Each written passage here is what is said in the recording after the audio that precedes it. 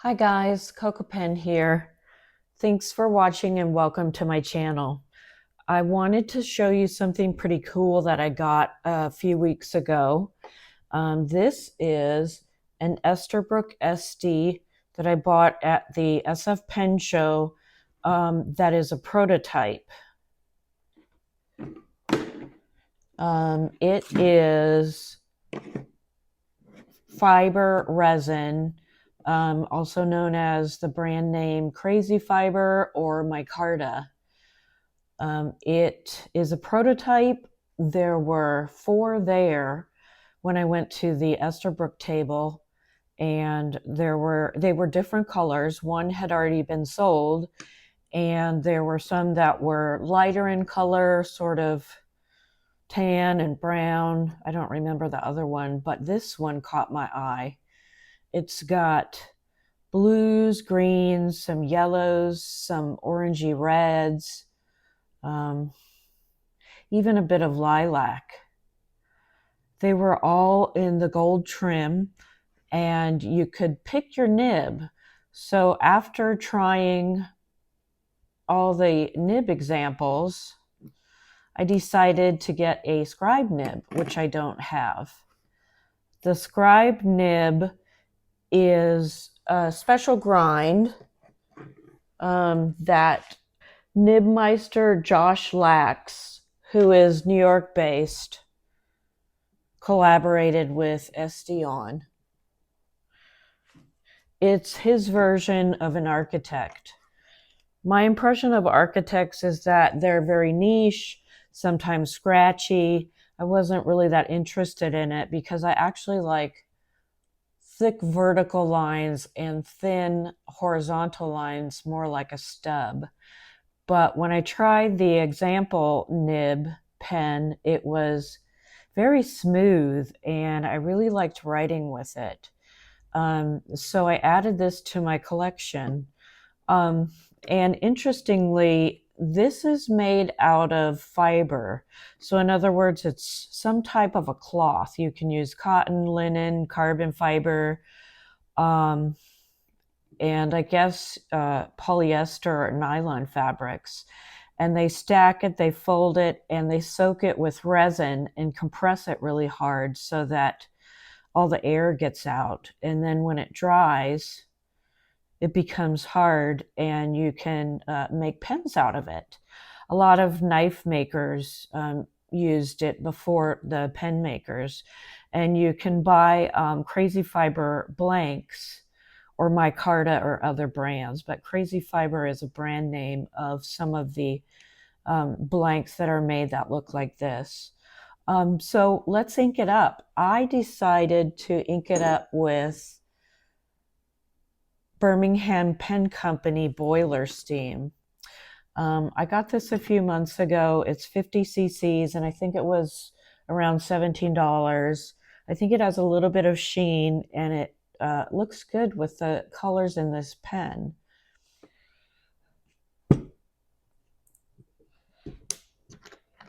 And fill the cartridge converter with the ink. It did not come with a box because it's a prototype. But she did give me a free pen sleeve, which I think retails for over 16 bucks. And I got to pick the color as well. I don't know exactly how much it cost because I bought 2 pens at the table and my receipt is not itemized, but I think it was around 300 bucks. Usually on the website, they charge an extra $60 for the specialty nibs, which includes this, Scribe Nib, the Journaler, the Mini Stub, the Techo, the Needle Point as well, maybe some others. So I've got some Tomoe River paper. Let's swatch the ink and see how this writes. Show you a swatch of this ink. I haven't used this ink, but I do love blues. It's gorgeous.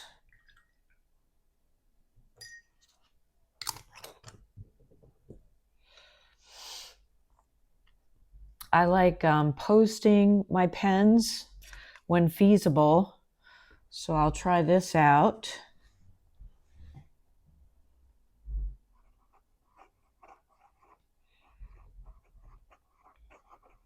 Right away, it's a wet writer, some feedback, but feels relatively smooth.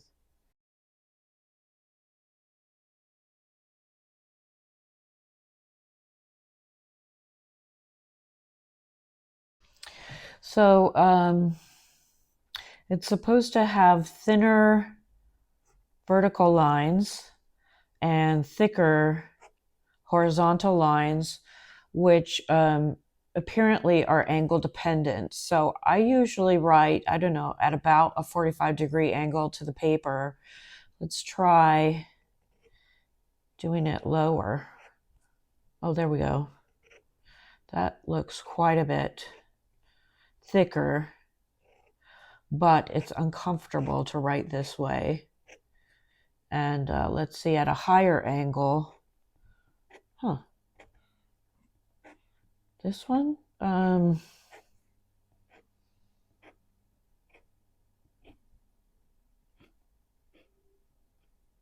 guess if you write with about an 80-degree angle or higher, it thins out.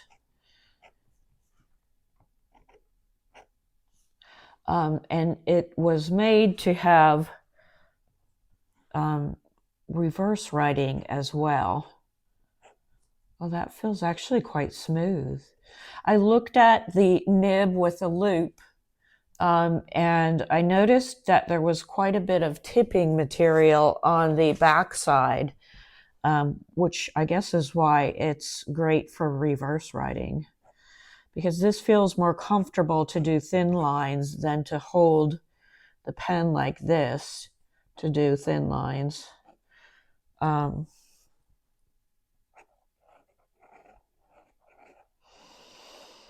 It does, I can feel some feedback, but it doesn't feel scratchy at all. So there is quite a bit more feedback than I'm used to, but I do like it. It does give your writing a bit of flair, but it's smoother than the architects that I've tried, or at least that I've envisioned. And I think the ink is a great match.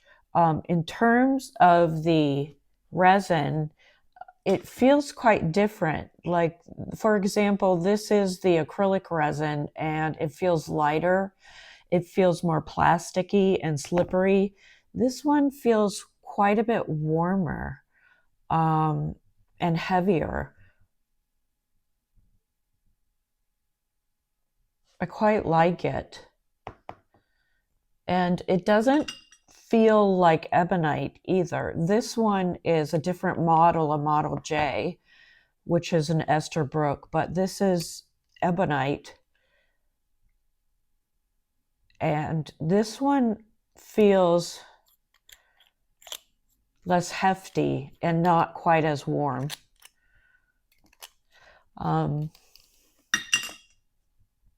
I do like it.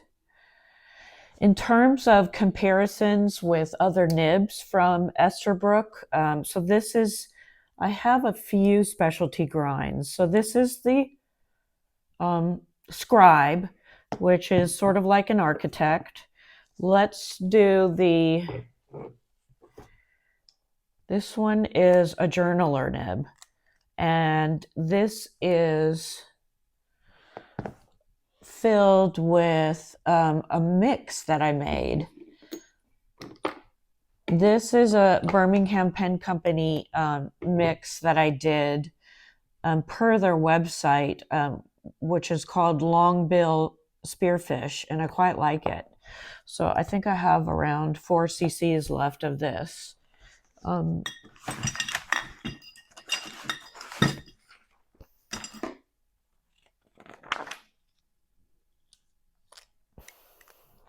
This is the sea glass resin, and I will swatch the ink.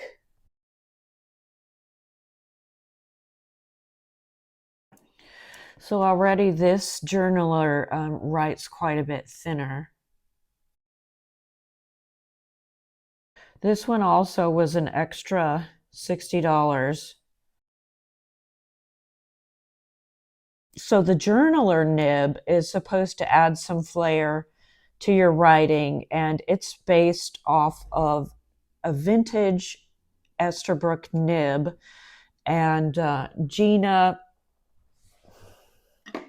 Salarino is the nib meister whom they used to collaborate with, and she has a company called Custom Nib Studio out of LA.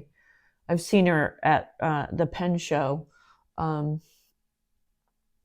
it's made out of I guess a medium nib that's sort of modified into a sort of like a mini stub. So this one is the opposite. It's supposed to have thicker downstrokes and thinner horizontal lines. This one feels quite a bit thinner. It's supposed to add flair, but be, comfortable enough for an everyday rider. This one I also bought at the San Francisco Pen Show, and this is the Esterbrook Bungo Box collaboration for Kingfisher. This one has Birmingham Pen Company, Ohio River. So let's take a look at this ink.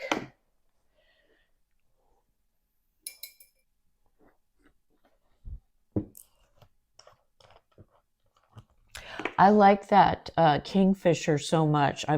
This is my second fill, actually. I've refilled it. And I love this color, Ohio River. Love that sort of bluish teal. I have a lot of colors, a lot of inks in various shades of that color.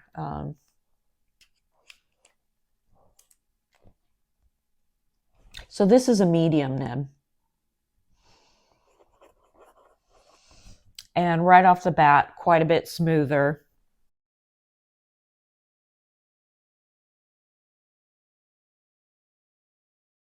Here's another medium nib that is the CoffeeMonsterzCo collaboration. I also bought the ink, which I quite like. And I don't know if you guys have seen the packaging, but the cute Coffee Monster guys here.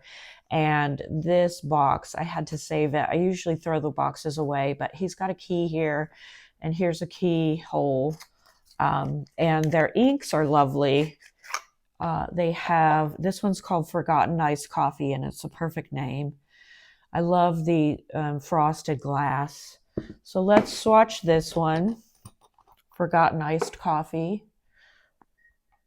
This one is light, has quite a bit of shading, which makes it very interesting. It's got no sheen nor shimmer, but I think, even though it's a light color, you can read it fairly well. Ooh, that does look very light. So certainly I wouldn't use this at work. Oh, this is the other problem. I have to write to them. The reason this pen sort of flipped out is because the cap, that they have that soft cushion cap. Something happened to it, and now it doesn't post. The top just flips right off. Here, I'll show you. It's very annoying. I mean, I haven't even had this pen for very long. Just flips off. Oh. Anyways, okay, so that's sad. Let's see. And this is why I put things down on the table, because I always make a mess. My fingers, the table, the paper.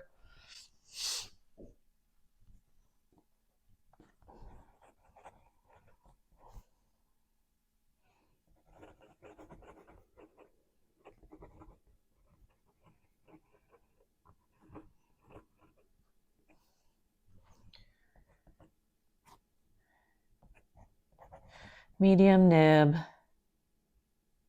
with Coffee Monsters Forgotten.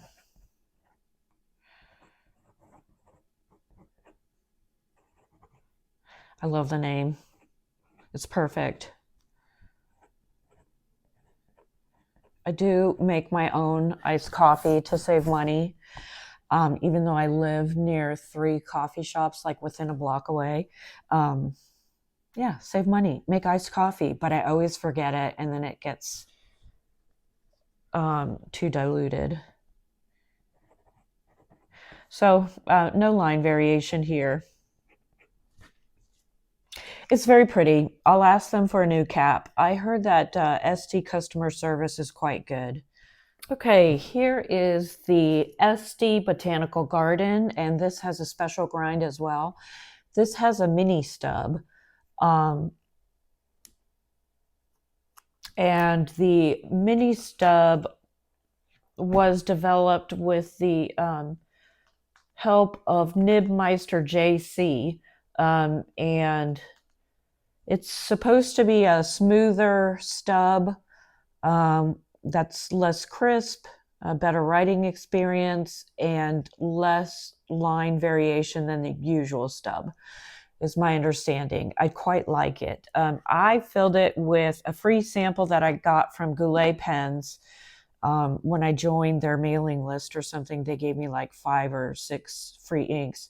This is Sailor Manyo Akebi, and this is pretty cool. This is what I put my samples in so they don't fall over and spill. I know everyone has their own solution, Legos, something you buy off of Amazon, but this was like $2.25 at Daiso. I love Daiso. Okay, so let's do a swatch of this. This is a beautiful ink, and once I'm out, I would actually consider buying a bottle of it. Ooh, that's so pretty. And I don't usually like purples and magentas, but this one somehow speaks to me. So this is the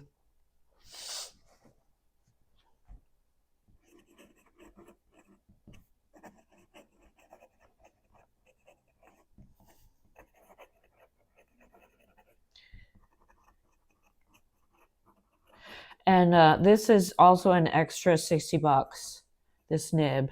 It's steel. Mm-hmm.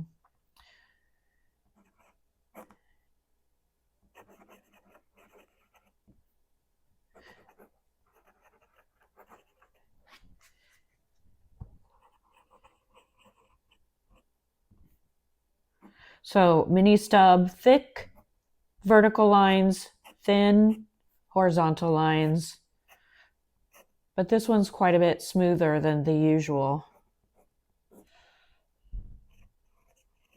Oh, that's great. I love it. Yeah, this is a Model J in violet. And I have this filled with Diamine Damson. I bought all my Diamine inks off of Cult Pens based out of the UK. You know, sometimes you have to pay a tariff, but I've bought stuff there where I didn't have to pay a tariff. That was a while ago, so I don't really know how things are now. But these inks are so cheap. They go for like $3.50. And sometimes they have sales where everything's off. There's a pretty color.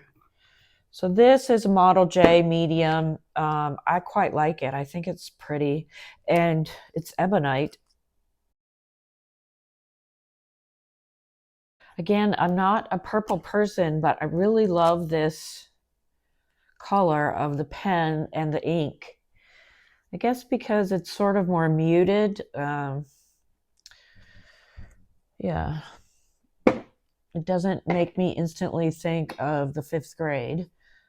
So the next pen is this Esterbrook Jr. Key Lime in their Paradise collection. It's got a medium nib. So the chatoyance on the lime is beautiful, and the gold details, I think, match so well. The finial is purple colored with a gold, 4-leaf clover emblem. The bottom has gold trim. And this one has Birmingham Pen Company Fortune Teller.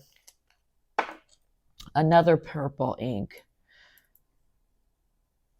I matched the ink to the finial top. So this ink is real nice. It shades well, no shimmer, no sheen.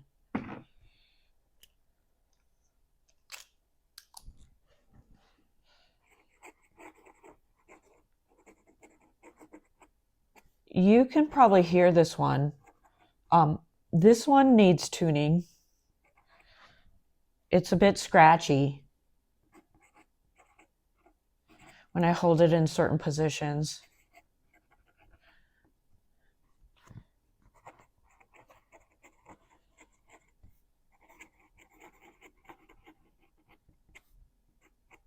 So I will have to tune this one and let you guys know after I've tuned it how it writes.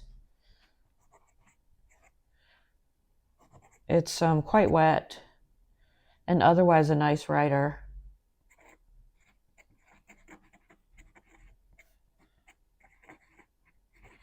Yeah, I probably just have to separate the tines and tune them a bit. Next, I have the Niblet in Tortoise and a small nib. So it comes in this cute little felt case, which I keep it in. I do like this pen. I think it's so cute and well designed. This one has Birmingham Pen Company Weathered Penny. So this ink is pretty interesting. I thought originally it would have sort of some pink tones, and it does a bit, but when writing, it looks brown. I think it's a pretty good match for this pen. And this is so cute. I do like to carry this around in my backpack or what have you when I'm journaling or just scribbling something down. So it screws off, and then when you put it back on, it screws to the very area that the top was screwed on when it was closed. So that's pretty good design. I think it's pretty cool. So this is the Niblet, and I love the way this writes. It's quite smooth.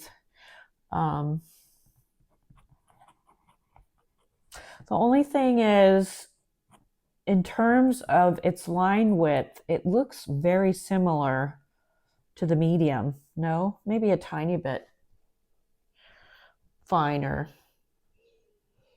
And this has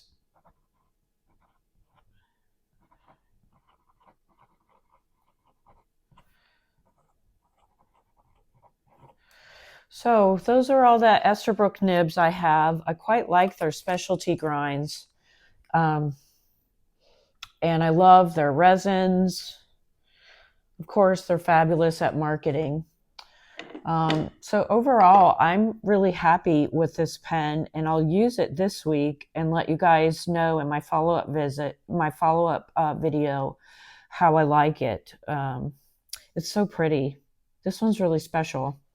And in terms of some feedback on the pen that I opened up and inked last video, this is the Leonardo Momento Zero Grande in a prototype. It's a cellulose called Confetti with a size 8 14 karat gold, rose gold nib. So this is bigger than what they usually sell, their size 6s. Their size 8s come in both steel and gold. And this one I inked up with Teranishi Innocent Mauve. I love this combination. I love this pen. I love this ink. I mean, there is nothing to complain about here. It's very wet writer. It garners a lot of attention. I showed all my ladies what I was writing with, and they oohed and awed. It did leak a few times, I think because I was messing with the end here. So I think that's sort of user error. So this is the Leonardo. Oh, it writes so much smoother. I mean, it's like night and day. It's like butter. I love it. Momento Zero. Oop, I might be out of ink here. Doesn't have an ink window. That's the problem. I think it might be out of ink. Let me dip it.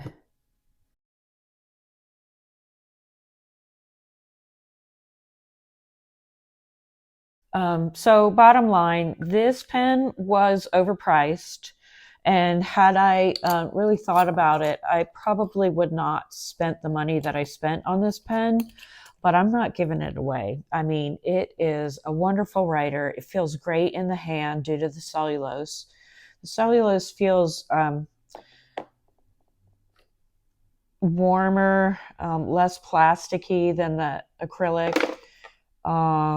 The Crazy Fiber, I think, feels the warmest of them all. It feels not as smooth. It feels a little bit heavier. I do like them both. So, you know, I'll let you know how this one is. This one is a keeper for sure. You know, I know this was probably a long video, but thanks for hanging in there. I'll let you know how things go. And like and subscribe.